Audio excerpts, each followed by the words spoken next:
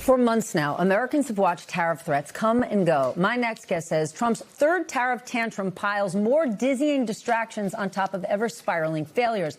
But he says, with saber-rattling and swords of Greenland, Venezuela, and Iran, the question is not just why, but why now. Joining us now, the expert, Jeffrey Sonnenfeld, Senior Associate Dean for Leadership Studies at the Yale School of Management. He wrote the book, Trump's 10 Commandments, Strategic Lessons from the Trump Leadership Toolbox, and he joins us now.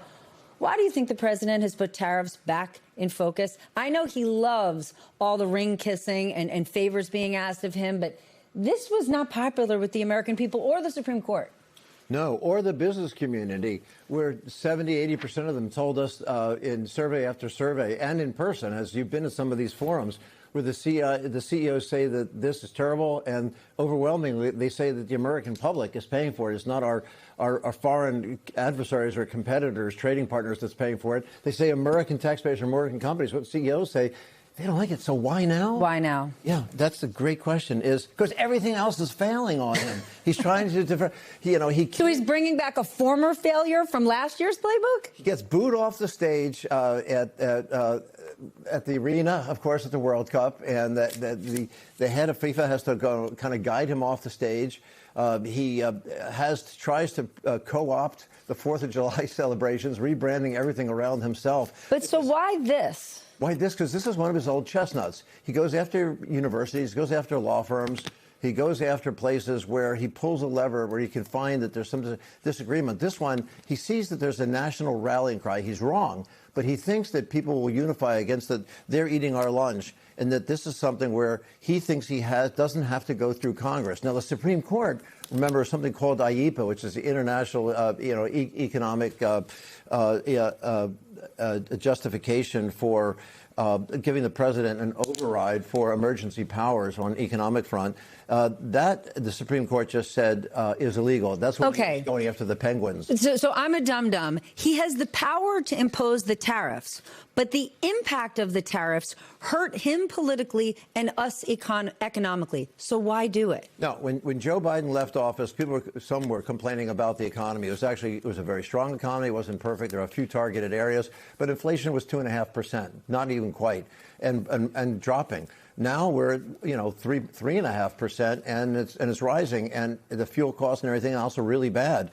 But the Supreme Court has told them, no, you can't do this in these cross-the-board vindictive things. Remember, he was hitting, whether it was Antarctica or Vietnam or whoever wasn't buying enough, going after the penguins for not buying enough from us. So that was ruled illegal. So then he came out with a different kind of a bypass, which is something which is Section 122 of the Trade Act of 1974. That expires tomorrow. So he loses that power because that gave him. So he has new ones he's come up with. But then tell me, you talk to CEOs of real companies that do real things here. How does all of this impact them? Because people look at the stock market and they look at corporate profits and they say things are soaring. They're soaring for top technology and AI companies that are not impacted by mass deportations and they're not impacted by tariffs. People look at J.P. Morgan earnings, right? When banks kill it in times of volatility, and the one thing that Trump delivers to us is volatility. But when you talk to CEOs of American companies, what is this like for them? What do their earnings look like? What is this experience? The instability drives them up a wall, as well as the increased prices.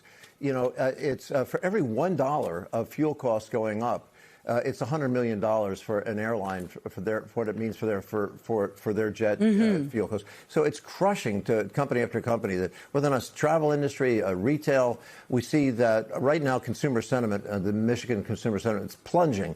It's going to be probably a pretty tough Christmas. CEOs are really worried, and most of them are not the oligarchs, as we know. Is that those people who have controlling interest in their companies, whether or not it's Elon Musk or Jeff Zuckerberg or whoever, Jeff Bezos. That's a small number of CEOs. Most of them are hired hands. They're salaried employees, well paid. Some of them overpaid, but they're worried. But doesn't it amaze you that they say nothing? I think back to the Biden administration. I remember Jeff Bezos coming out saying that Joe Biden didn't understand inflation.